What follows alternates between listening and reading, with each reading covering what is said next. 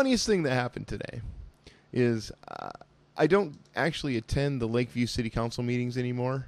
I should, but I don't, because that is one of the towns where the city clerk actually records the meeting himself. And it's like, yeah, I could post a video, but I'm getting the information anyway from the audio.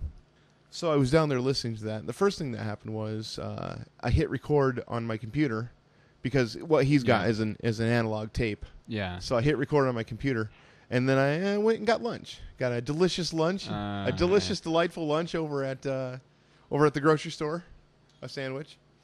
And I came back, and I finished listening to the side of the tape it was on.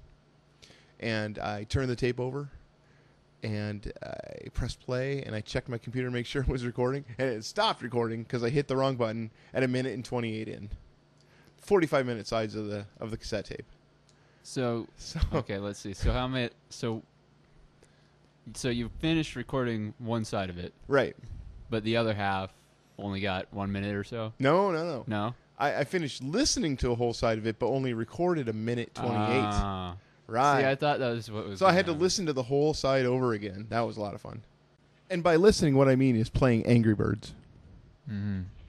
There's a guy down there named Meredith who is trying to get a triplex built on Lake Street next to the lake, and there are 45 neighbors that really don't want him to do it a lot.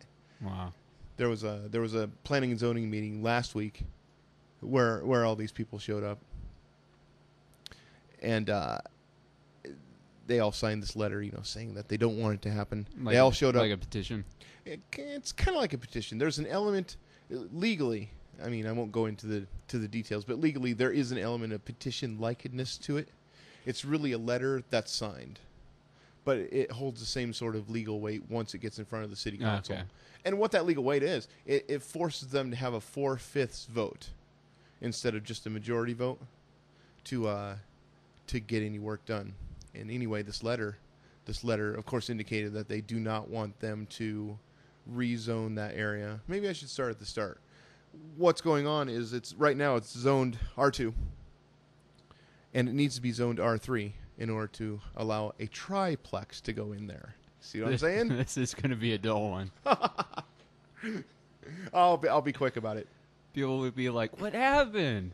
They were so funny the first time."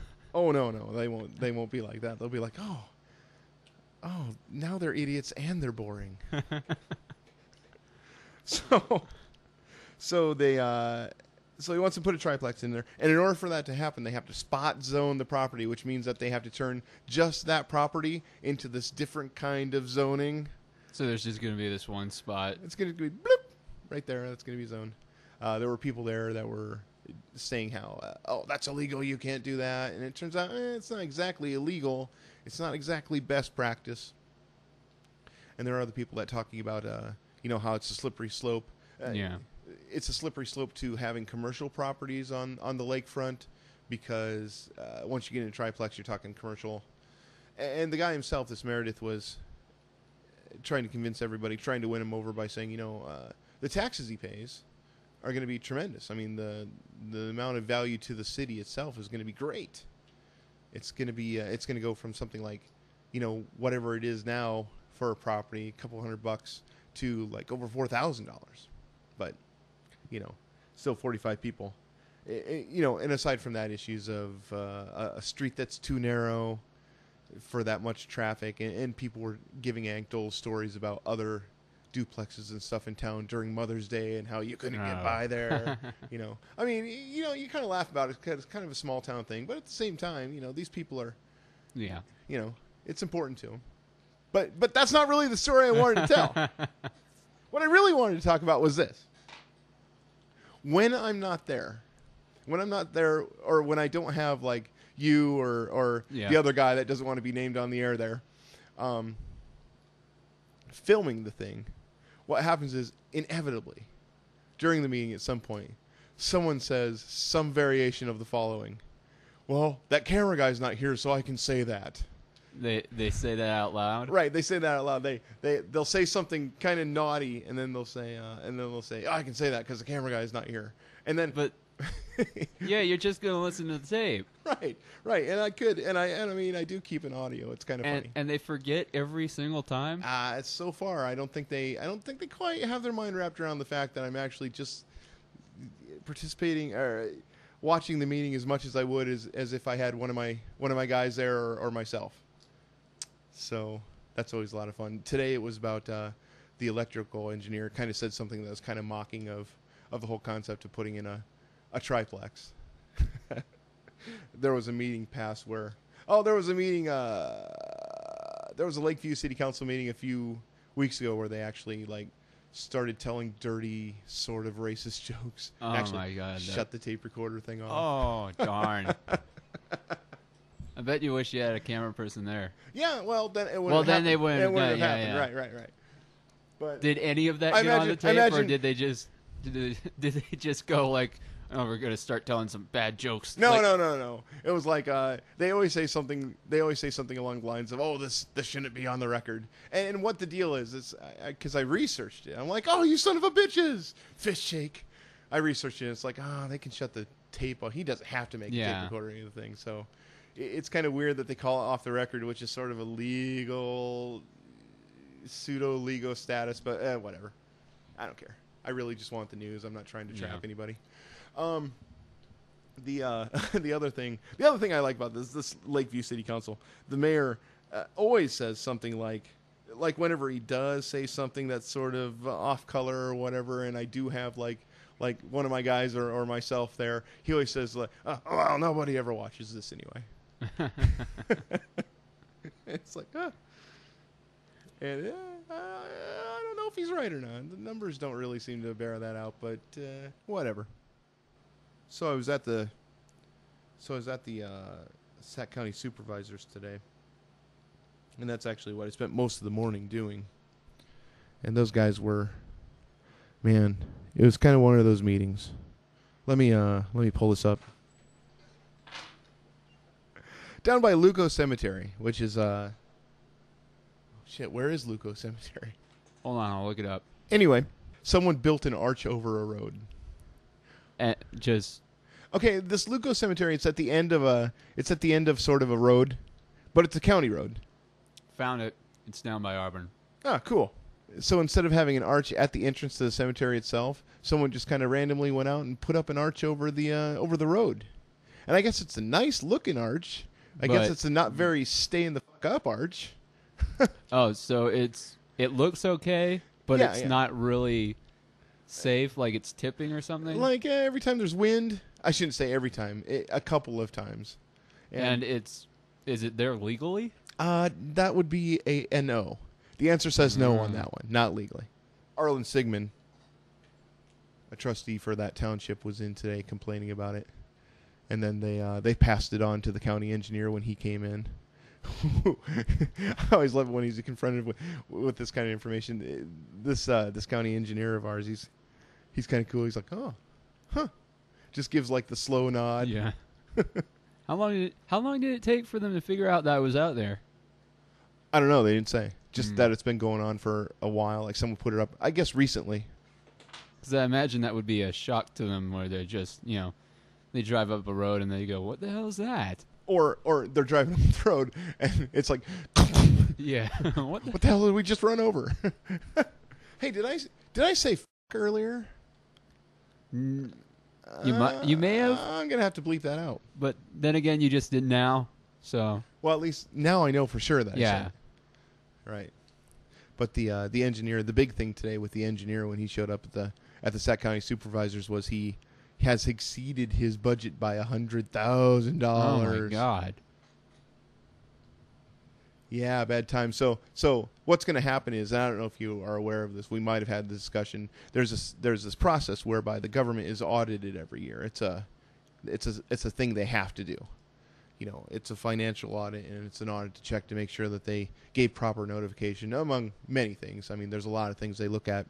One of the things that's going to happen for sure at the next audit for the secondary roads for the Sac County Engineers Department is that they are going to get a hit for being over budget, for sure.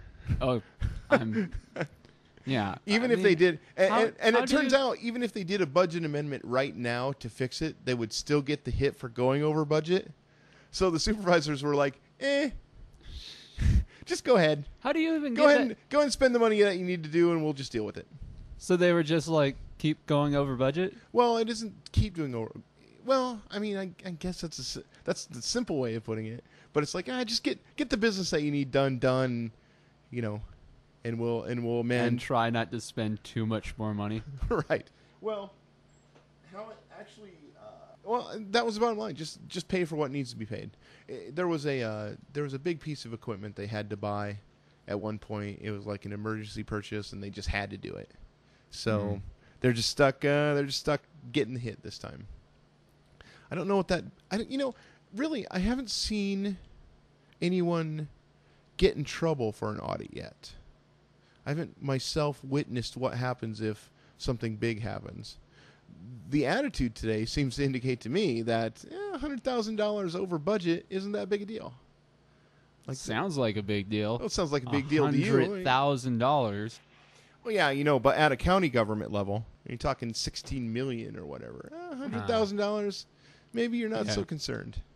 The one of the supervisors this morning was talking about people dumping crap in ditches now. You know that thing? You probably don't know that thing because I've been to your house. You don't throw anything away. But you know that thing where I've been trying to throw stuff away recently. You know that thing where people have appliances, they have computers and microwaves and stuff, and they don't want them anymore? Yeah. So what you have to do is like in Sac City, you pay a $25 fee, and you get a ticket, and you put it on there, and they come pick it up once a year. Mm-hmm. So in Oldbolt, they solved this problem. They're like, hey, we figured out a way. Let's just throw our stuff in the ditch. Throw our stuff in the Yeah. ditch. So for you trollers out there, for you people that are looking for stuff, apparently in the ditches south of Oldbolt, you can get a couch, a television, Maybe some other stuff. an Xbox 360, maybe. Perhaps. Maybe you could find yourself a girlfriend in the ditch down there. No, that's not junk. That's not an appliance. I'm sorry. You know what the Sac County Sheriff's Office right now, off the hallway off of the courthouse, where you can like go into the office and go to the counter and talk to that's not the dispatcher, whatever her name is, like the secretary, the person running the office there at the Sac County Sheriff's Office, whoever that would be. They're going to build a security door in there now. Like instead of being able to go in, now they'll have like a locked door. It'll be like a little section where you technically you could still go in, but you wouldn't actually be in the office. No. It'll be a thing right where the door is. You know how like now when you go to buy gas at some place, where you've just got the window with the little scooter, the little scooting thing to put your money in, and they give you the receipt through the scooting thing, and the rest of it's bulletproof and stuff. I really haven't seen many of those here yet. Not around here. But, yeah. I guess I'm like I'm kind of dragging the rest of my life. I've seen them on the television. You've seen them on the television. Welcome to Sac City. That's a good thing, though. We don't need those in Sac City. They're going to build one. They're going to build one of those at the sheriff's department to try and secure the place. At first, the supervisors were like, So technically, that walk-in area will still be there, but the counter will be sealed off? Oh, I have no idea if they're going to... I mean, they might get rid of the counter or not. Well, I think that would be kind of weird to do. I don't know. It would free up and give them a bigger office. Yeah. I mean, if they're going to transact all their business at the door, then why do they need the counter?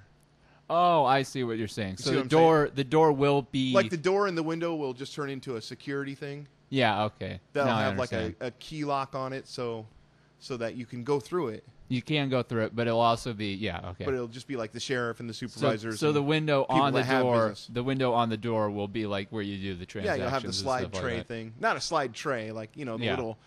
What do you call those when you dip them under there? No, I think it might just be a dip. But a dip in the window where you can... But at first, Rick Heck, the supervisor, was like, I don't know, man. People that are coming to the law enforcement center, and maybe I should explain this. The law enforcement center is actually a conference room, the LEC. They just built it a few years ago. Or it's relatively new. Maybe it's been as long as 10 years. The point is they have this law enforcement center, and by a hallway it's hooked up to the sheriff's office and to the police, portion of it where you it's all hooked up to the same hallway. And a lot of times what happens is people just know that they're going to the courthouse for a meeting. They don't know that there's this outside door, that you're supposed to go in to the law enforcement center. And this happens all the time. I mean, whenever the the governor comes around, that's where they go. They use this thing a lot. They use it for a lot of different purposes.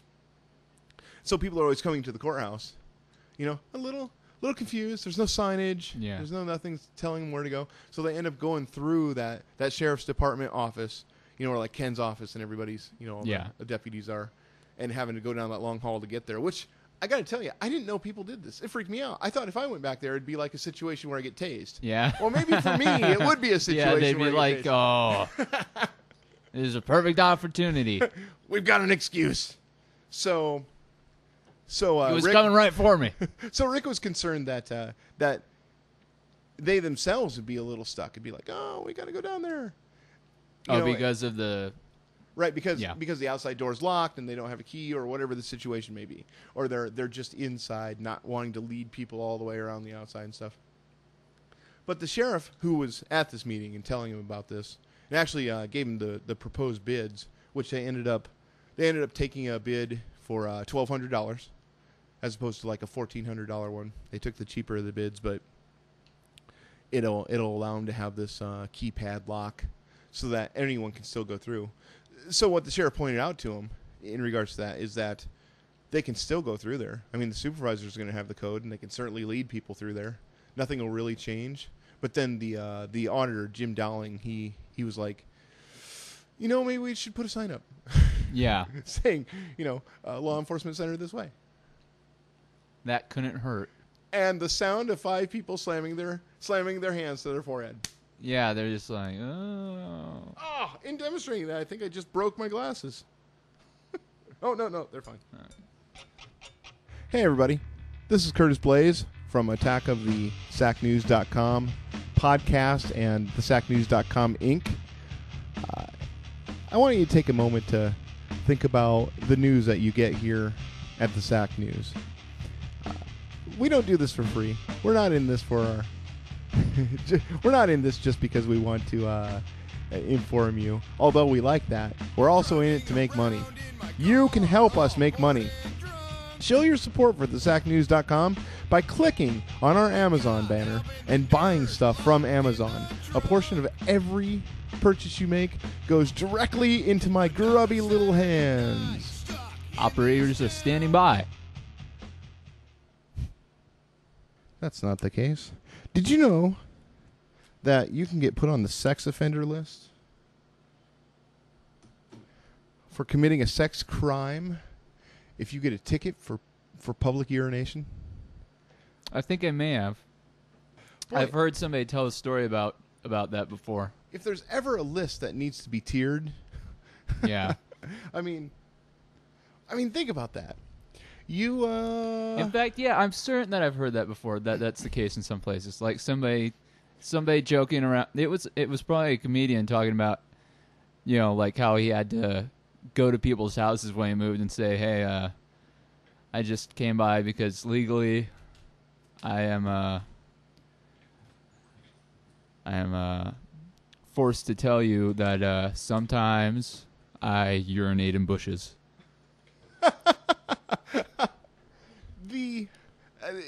That list needs to be tiered. We're guys. The world is our bathroom. If we need to pee, we're going to pee. It's not healthy to hold that in. So the Oldenburg City Council meeting was Monday night. Oh, but before I go there, I did not go to the early City Council meeting tonight. I didn't do it. And by tonight, I mean Tuesday, June 7. My boy was sick with 101 fever. Oh, jeez. And I had to snuggle him. Had to snuggle him up, keep the Motrin poured down his throat until such time as his mom could get over and tag team me. And by that time, I was exhausted because, I don't know. You don't know this, but having kids, oh, man. I can't imagine. So no early city council. That's going to have to be minutes only, which is as much as you're going to get from any other place. I hate to keep that standard at least it's only as bad as. But but Tammy Knuckles over there, the what do you call her? The city clerk. She does a pretty good job. She does a pretty great name. Why do you say that? Think about it. It sounds like a gangster name, doesn't it? Yeah. Tammy Knuckles. Yeah, I guess it kind of does. Like Tammy the Knuckles. Oh man, she does a pretty good job. She does a pretty thorough job of saying what happened over there and not spinning it or coloring it to not be embarrassing or benefit herself. Where was I? Audubon City Council meeting. Oh yeah, okay. They didn't have much to do there. I mean, they did a lot. It took them an hour and a half. As you know, you were at the Lytton City Council meeting the whole time I was at the Audubon City Council meeting. Yep. Actually, I think mine lasted longer. But they did the normal stuff. They talked a lot about their new lagoon project. You know, there's they just did a pay request for a guy who's doing some work and paid him. There is New lagoon. That just stuck in my head. Felt like saying it. There is like some controversy going on down there in that town. Really? Their city attorney has given permission to someone to farm the land that they purchased for the lagoon project, which is weird because that's sort of like the council needs to approve that. Yeah. And then at the council meeting where this information came out, the city attorney didn't show up. He was off. He was off in Carson, Colorado, someplace around there, seeing his son off to Afghanistan. Which that's. Oh, it's this story. Okay. They. Yeah, you told me about this last time. Well, I touched on it briefly, but what I didn't tell you is that Monday they're going to have a meeting. Let's see if I've got that right. January 13th. No, June 13th. Monday. They're going to have a meeting just to talk to the city attorney. Yeah. That agenda just came out tonight about why the hell that's happening. So the change order they did, getting back to this lagoon project, the change order that they did was for the new lagoon. Welcome to the new lagoon. What's with that? Why are you stuck on New Lagoon? Why are you stuck on New Lagoon? $1.7 million. Blue Lagoon. New Lagoon. That's why it's stuck on. Do you need a break? No, it's just I'll just play a song or something while you get the giggles out of your system. No, it's just that every time I think about it, I think Blue Lagoon. And that's funny to me. So yeah, the change order was for $1.7 million. They're going to have They had a hearing about their budget amendment. This is not related to the lagoon. We're going to get off the lagoon because it's too goofy, apparently, of a topic for you to handle. It's not too goofy. It's just that every time I think and I make the connection between New Lagoon and Blue Lagoon, it makes me smile inside. It makes me happy. That movie came out literally twice as long ago as you are old. What is going on? What, have you got this weird? I can't have some knowledge about some old movies. You got this very specific fetish for old Brooke Shields. I know movies that were probably older than you. Ooh, that's real old. That's half a century, at least. So the Old City Council meeting the other night, they did their building permits without comment. They issued cigarette permits to Cubbies and Sparkies without comment. And the Old City... Let's see, what would that be called? Oh, the Old Community Center, who's doing the Creek Days. Do you know what that is? Some sort of festival? Yeah, it's like their version of Chautauqua Days or Water Carnival or whatever. They're going to be able to... They're going to have a beer tent, so they got approved for doing outdoor sales. Yay. Does any of this look interesting to you? You want to hear what any of this is? See. Building permits. Cigarette permits. Complaint filed. Nothing. Nothing. Nothing in the complaint file at Odebolt this week. There were, however, as of today, there might be some delinquent water. Oh, breaking bills. news. People getting their water shut off. You heard it here first. But it is happening. Nuisance Abatement Committee report. Oh man, Odebolt is very proactive in their nuisance abatement. You know, like Sac City, and this is the thing. There's Shirley Phillips is always criticizing Sac City, publicly critical of the Sac City Council for not being more proactive. And it's not just her; it's Steve Gary. It's basically anyone who's on the planning and zoning. They're always very critical of the Sac City Council for not being more proactive in taking down their buildings that are bad. I mean, Sac City has some shitty buildings, and they're always comparing them to Odebolt. Odebolt is like, what happened with them? What happened with them one day is they got ownership to 2 of the properties, so they can take them down. Rawr! Yeah. What always makes me laugh is that Shirley Phillips and her clan are always critical of the Sac City Council for not doing the same thing. But the difference is, and this is so important, the Odebolt City Council takes ownership of a property so they can bring the thing down, but it's always just like a house. They go out, they pay Wirtses or whoever, Richards, whoever, $4,000, and the house disappears. Gets buried. Some lawn is planted. In Sac City, we have these just monstrous wrecks of industrial waste. Big old buildings. Oh, man. Where it's going to cost like $80,000 to bring it down. And what they do is they play on the public's ignorance of the difference between these two things to say, see, Odebolt always does it. How come Sac City can't do it? And it's like, oh, you idiots. Of course, if it's going to take $80,000 to bring a building down as opposed to $4,000 in Odebolt, you can say, see, they brought a building down and we didn't, but it's like, they never because it would have quite cost differentiate. several of those houses to bring down our one building. Right, and by the way, for Odebolt this year, that makes 2. Yeah. So that's kind of the big news from Odebolt. There might be some more stuff. They're getting ready to give everyone a raise. Right now, the county. This always makes me laugh when people do this. Confidentially, off the record, the county is kind of looking at 2%.